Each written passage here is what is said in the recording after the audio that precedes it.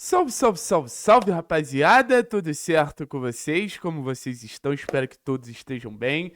Seguinte, meu povo, vamos trocar uma ideia aqui, falar um pouquinho sobre a decisão do técnico Odair Hellmann de tirar o Dudu do time titular e botar o Leozinho. Faz sentido? É uma boa decisão? Não é uma boa decisão? Enfim, vou deixar o like, vou pedir pra você se inscrever no canal. Todo esse processo me ajuda demais. E eu acho que primeiro a gente tem que entender que o técnico da Helma ele joga com dois jogadores que na teoria são os pontas, mas eles atuam por dentro, atrás do centroavante. E acho que o técnico da Helma ele tem algo muito claro assim na cabeça dele. Ele tem algo muito óbvio na cabeça dele que é: vou botar um jogador de mais associação, vou botar um jogador de mais troca, de mais conexão por um lado. E aí, claramente, você tem uma disputa do Leozinho, do Dudu, e eu vou botar um jogador de mais força, de mais explosão, de mais pisada na área do outro lado, que você tem o Luiz Fernando, o Mendonça e o Julimar. Então, querendo ou não, esse meia de mais conexão, até pelo Zapelli ter dado alguns passos para trás, é o nosso camisa 10. Então, acho que tanto o Dudu, de certa forma, faz o papel do camisa 10, quanto o Leozinho quando ele joga por ali, ele faz também o papel de um meia mais articulador.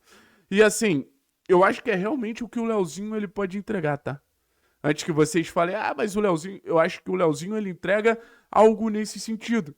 De ser um jogador de associação, de criação de jogadas, de bons passes, de uma visão de jogo muito legal, de um entendimento do tempo do jogo muito acima da média. O Leozinho, pra mim, é um meia, gente. Esse papo de Leozinho ponta é porque ele é habilidoso, ele tem um bom contra um, mas ele não tem outras características que um ponta precisa ter. E aí você vai pra comparação natural, Dudu ou Leozinho. Eu, pra mim, escalaria o Dudu, tá? Óbvio que você tem um imbróglio ali de renovação envolvendo o Dudu, envolvendo toda uma expectativa que você existia de renovar com um dos jogadores mais promissores da sua base. Então, isso é inegociável, sabe? Isso é, assim, a gente precisa falar que é algo muito acima da média. O Dudu e a expectativa que existe no Dudu e a necessidade de renovar com o Dudu. E antes que me perguntem, eu não acho que o Dudu tenha sido barrado porque não renovou com o Atlético. Eu não acho que o caminho seja por aí. Eu acho que o Dudu foi barrado por questões técnicas, porque o Leozinho vem entrando melhor do que o Dudu. Eu manteria o Dudu de titular porque acredito que é hora de você apostar no amadurecimento do Dudu, você apostar no crescimento técnico do Dudu.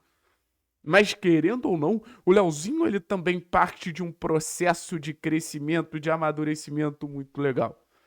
Querendo ou não, se a gente for comparar, por exemplo, o Leozinho atual com o Leozinho do começo do campeonato, a gente vai entender de forma muito clara que existe uma grandiosa diferença. A gente vai entender de forma muito clara que existe um gap grandioso, assim. Então, na minha visão, o processo de evolução do Leozinho também precisa ser respeitado, valorizado e potencializado. Porque o Leozinho não é tão jovem, mas é quase um jogador da base no sentido do Atlético estar revelando ele para o mundo do futebol como um todo. Até antes de chegar no Atlético, pouca gente na primeira prateleira do futebol brasileiro sabia que era o Leozinho. Ou fazia algum link do Leozinho, jogador de campo, com o Leozinho, jogador principal. Então, a chance do Leozinho de se provar, de se mostrar, de se bancar, é uma chance muito maneira que eu acho que ele tem que aproveitar. E acho que o próximo grande passo do Leozinho é ser esse titular absoluto. A concorrência com o Dudu vai continuar existindo. E aí a gente entende como a concorrência ela pode ser algo muito positivo para um elenco como um todo, né? E aí a gente entende como o Dudu quer se estabelecer, mas o Leozinho também quer se estabelecer. E aí a gente vai entendendo. Pô, o Dudu já fez golaços, o Leozinho também. O Dudu se adapta muito bem, o Leozinho também. E aí a gente fica pensando, pô, qual é o ponto mais fora da curva do Dudu e qual é o ponto mais fora da curva do Leozinho? Ou pelo menos o motivo mais claro para um e o motivo mais claro para outro. Eu acho que o motivo mais claro para o Dudu é esse processo de evolução de um jogador da base, de amadurecimento.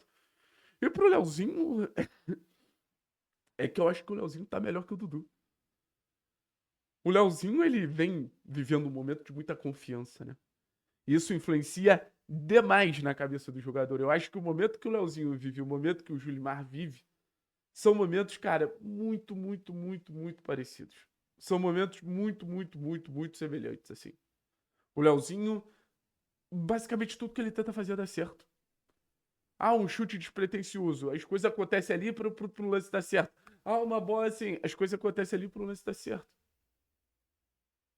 Seja associando, seja finalizando, seja driblando, seja criando. Então, no final das contas, acaba sendo um jogador que é bom você ter em campo, porque ele tá quente, ele tá confiante, ele tá acreditando nele mesmo. Então, hoje, no jogo contra o Operário, que, por exemplo, você tem uma grande expectativa do que o Alex vai fazer para neutralizar o Zapelli, até pela admiração que o próprio Alex já revelou ter sobre o Zapelli, que é um jogador de muita qualidade, pode ser um caminho muito claro para o Leozinho ter ainda mais espaço, conseguir explorar esse espaço, conseguir criar cenários nesse espaço e a gente ir aproveitando, sabe?